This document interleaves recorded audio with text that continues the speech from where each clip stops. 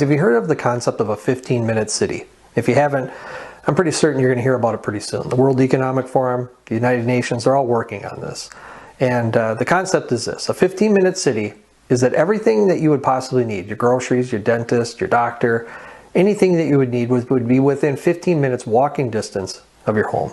And if you go outside of that 15-minute zone that you live in, you could possibly be fined or punished. See, what they want to do is limit your carbon footprint. They want to limit the use of your personal vehicle. See, if you drive your vehicle outside of that 15-minute zone more than 100 times a year, you could be fined. This is what they're floating around. And a lot of people would say, well, that's crazy. There's no way anyone would go along with that. But I have to remind you, what did we just do a couple years ago? Everyone locked themselves in their homes.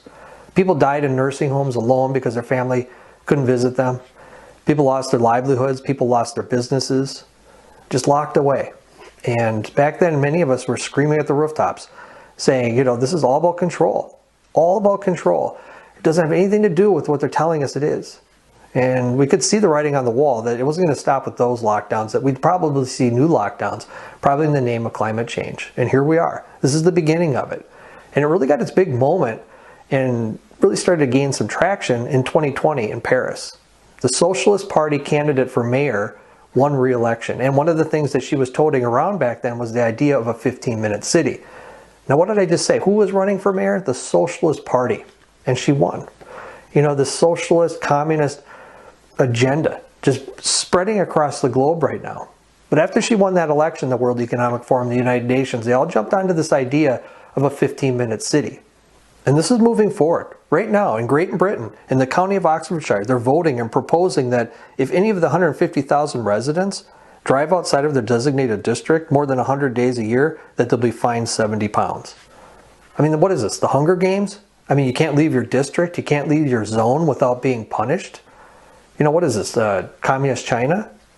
I mean, they have a social credit score in communist China. If you're not a good little soldier, if you're not doing what the government tells you, if you're not just following the rules, your social credit score will drop and then you lose some freedoms. For example, if I wanted to go on vacation, well, your social credit score would have to be at a certain level, otherwise you can't get on that airplane or you can't get on that public transportation. It's all about control and limiting our freedoms. Now, some people might say, well, that's communist China. It's not going to spread out from there. Well, I have to disagree. The World Economic Forum right now is doing just that. It started with tracking the carbon footprint of a company or a factory or a corporation, right? Nobody had a problem with that. But now they want to track the carbon footprint of an individual.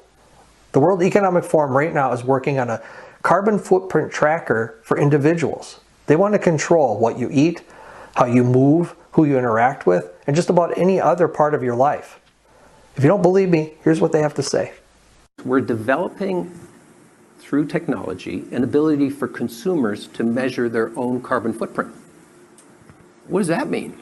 That's where are they traveling? How are they traveling? What are they eating? What are they consuming on the platform? So, individual carbon footprint tracker. Stay tuned. We don't have it operational yet, but this is something that we're working on.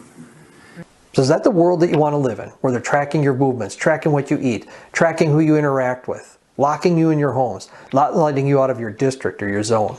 Is that the world that you want to live in?